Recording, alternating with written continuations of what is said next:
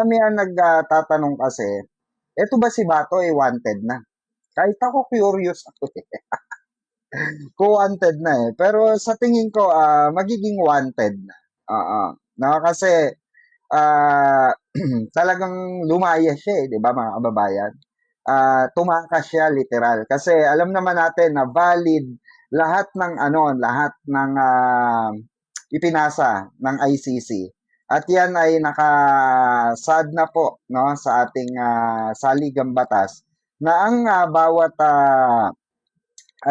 warrant of arrest na manggagaling sa Interpol ay i-honor po yan ng ating Supreme Court. At valid naman po at sinabi na rin mismo ng Supreme Court na ito ay valid warrant of arrest. At yan ay hindi po no gawa-gawa lamang. Kagaya ng sinabi nila Robin Padilla, na rekto lang, di ba? Na baka rekto lang, na kung saan lang galing yung warrant. Kasi nga, in the first place, sino ba sila para bigyan ng warrant of arrest? Or sino ba sila Alan Peter Cayetano para bigyan ng kopya ng warrant of arrest, 'di ba? Kasi ang kinakatwiran nila mga kababayan, etong si Senator Sonny Trillanes, bakit daw may warrant of arrest? Actually, 'di ba nung nakita naman natin dun sa video, 'di ba, sa mga balita na na kinuha lang ni Senator ah Senator Trillanes yung copy ng warrant of arrest na hawak-hawak ng NBI, 'di ba? Kasi gusto nga makita ng mga taga-media. So syempre ipapakita ni Senator Sonny Trillanes na nandun din siya dahil yun nga yung hamon ni Bato, 'di ba? Yun yung hamon ni Bato de la Rosa na pinagbigyan lang niya.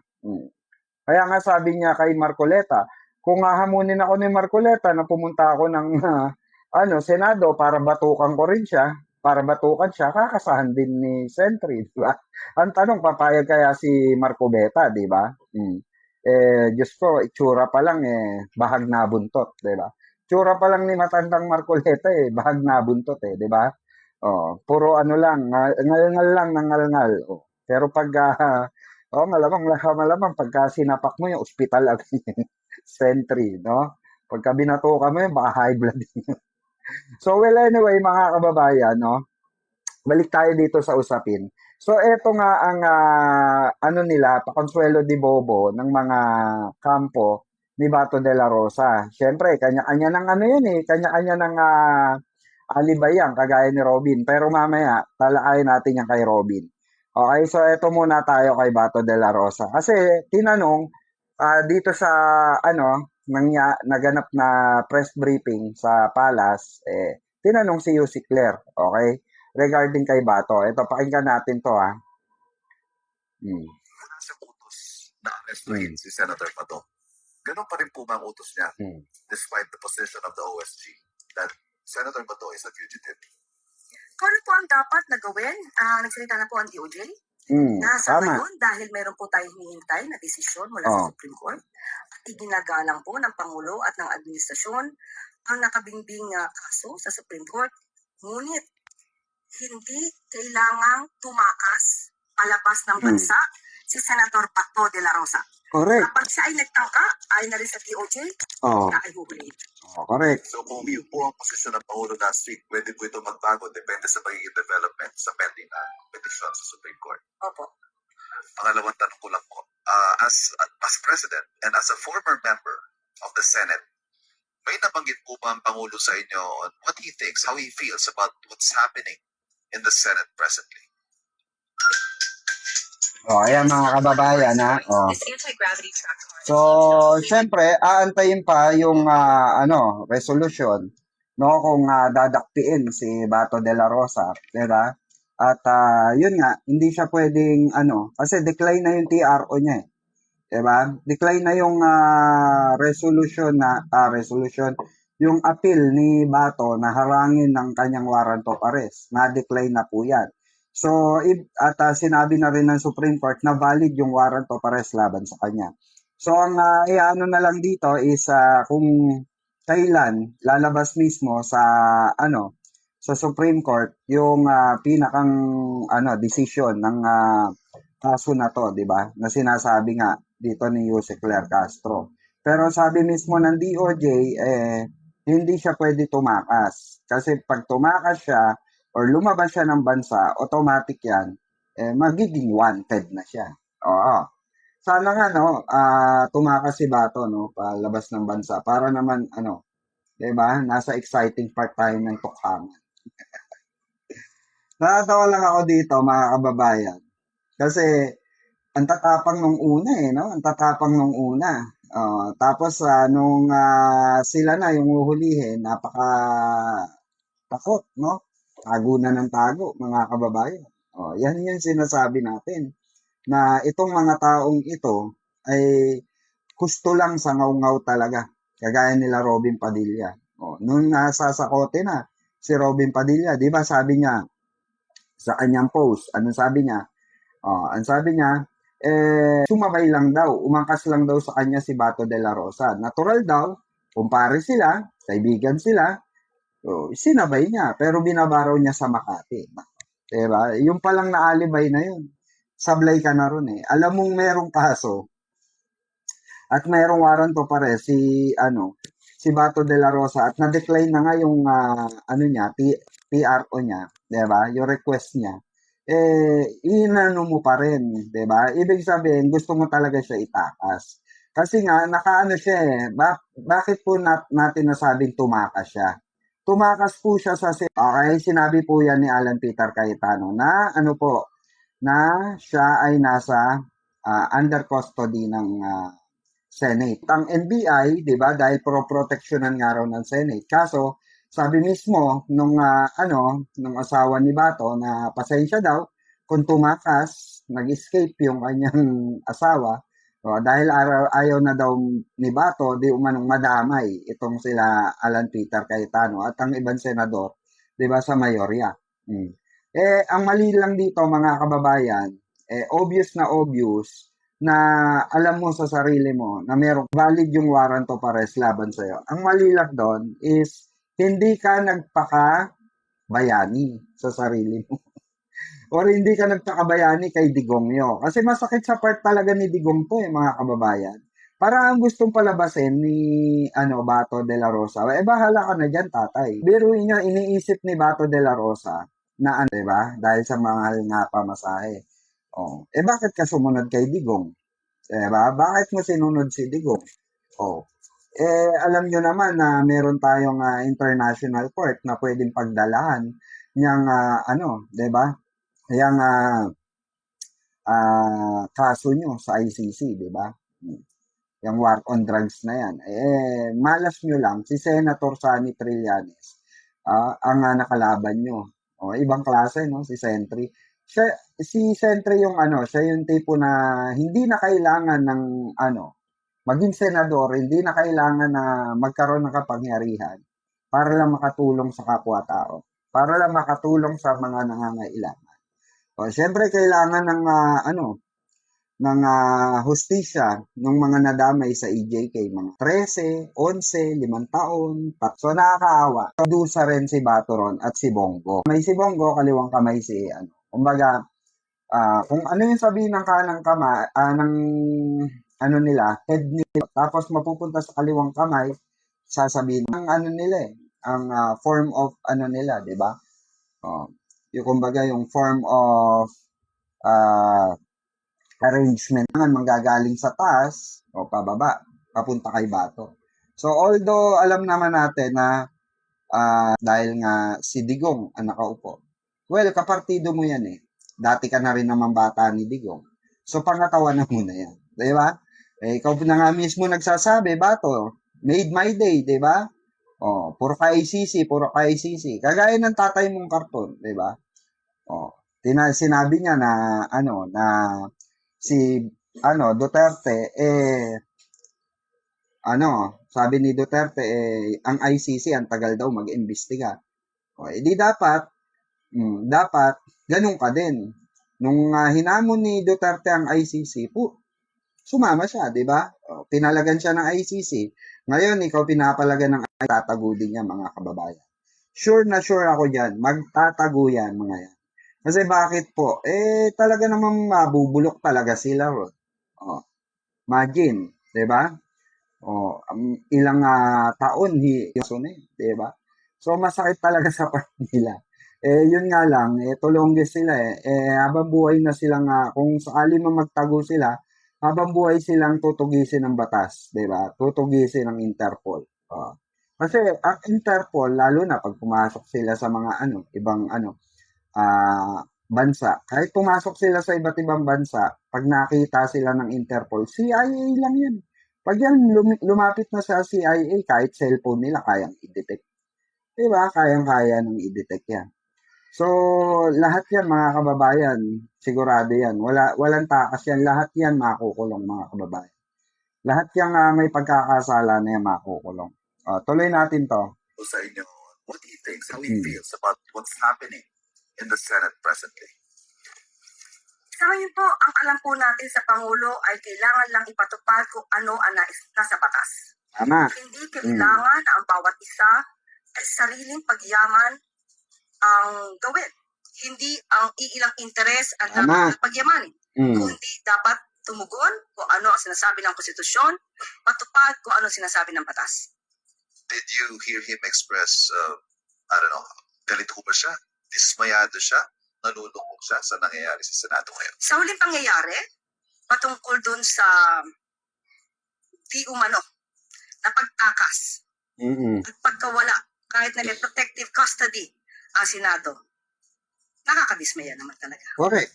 Nakakadismaya talaga Sabi po yan. yun ng Pangulo that he's disappointed with how Nung things are turning out. nagkaroon po ng meeting, inalam niya kung anong pangyayari at makikita mo sa itsura ng Pangulo at kung paano siya magtanong sa mga cabinet secretaries, nandun po yung disappointment.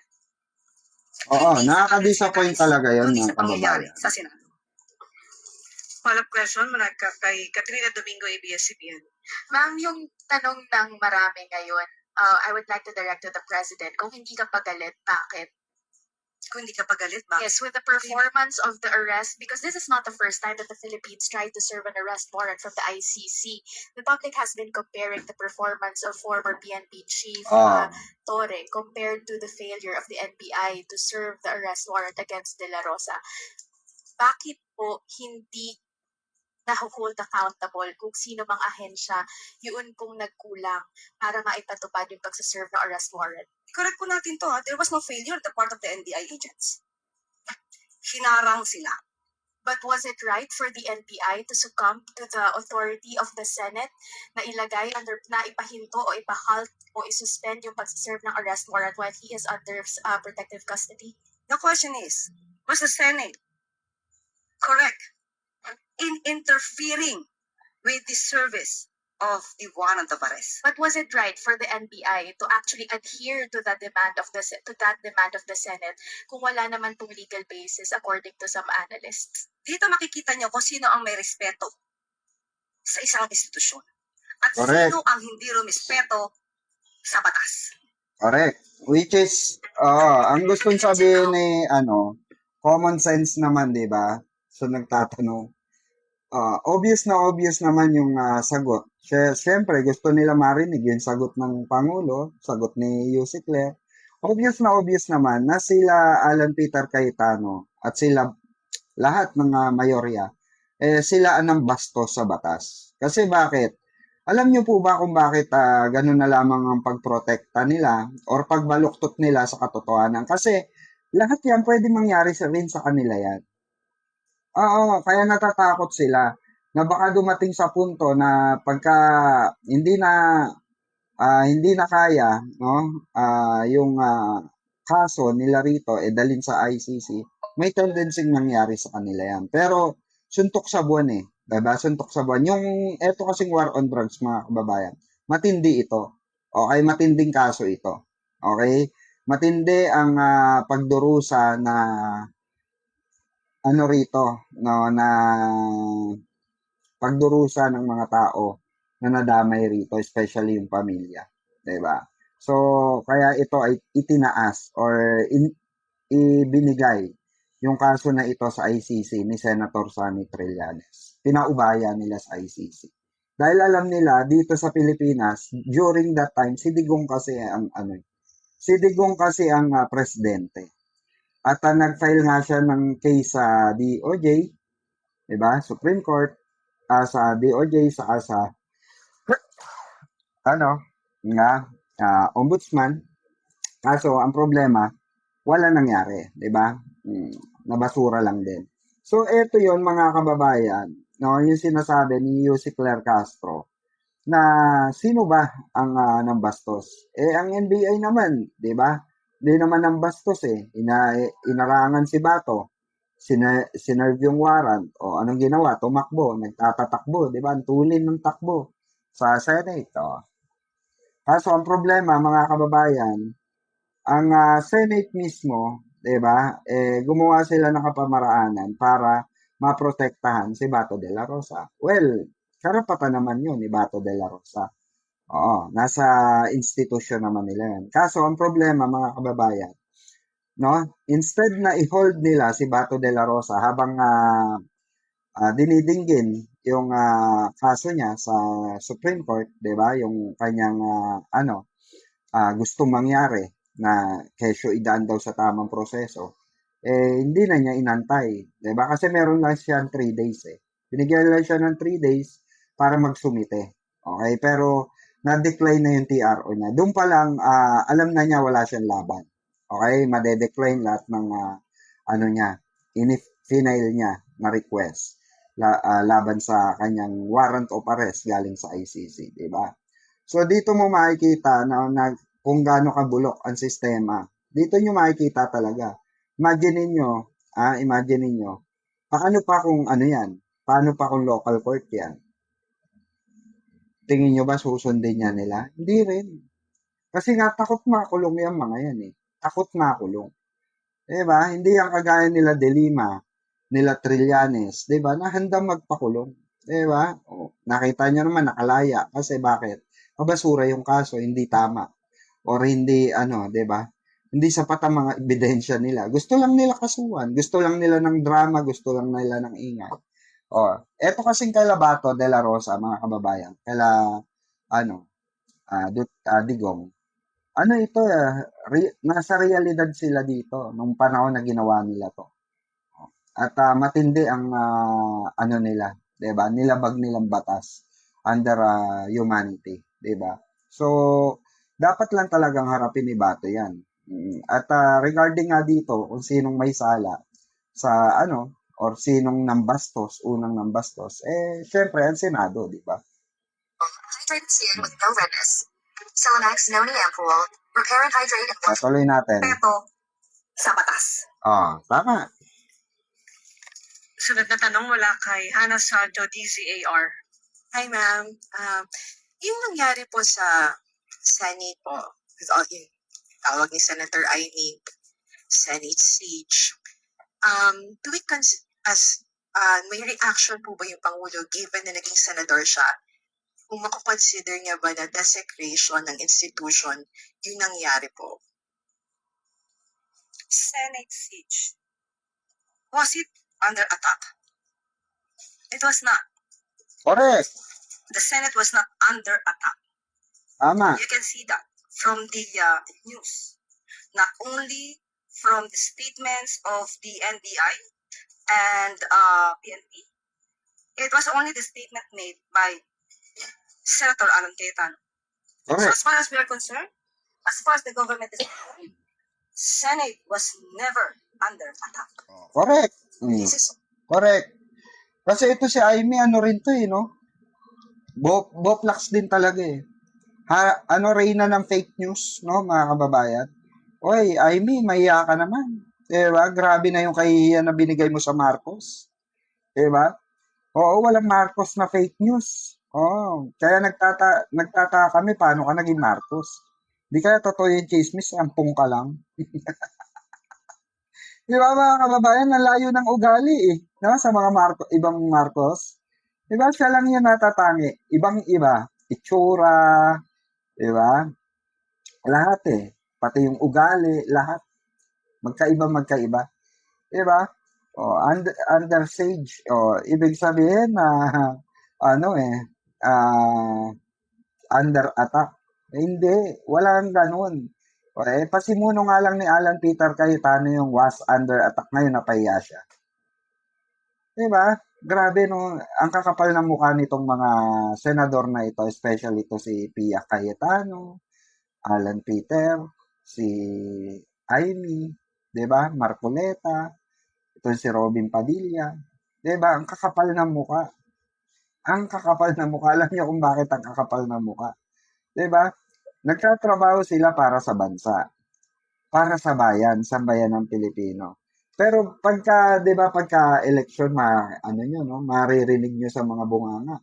Para sa bayan, para sa mga Pilipino. 'Di ba? Yung lagi nila sinasabi, mababangong salita.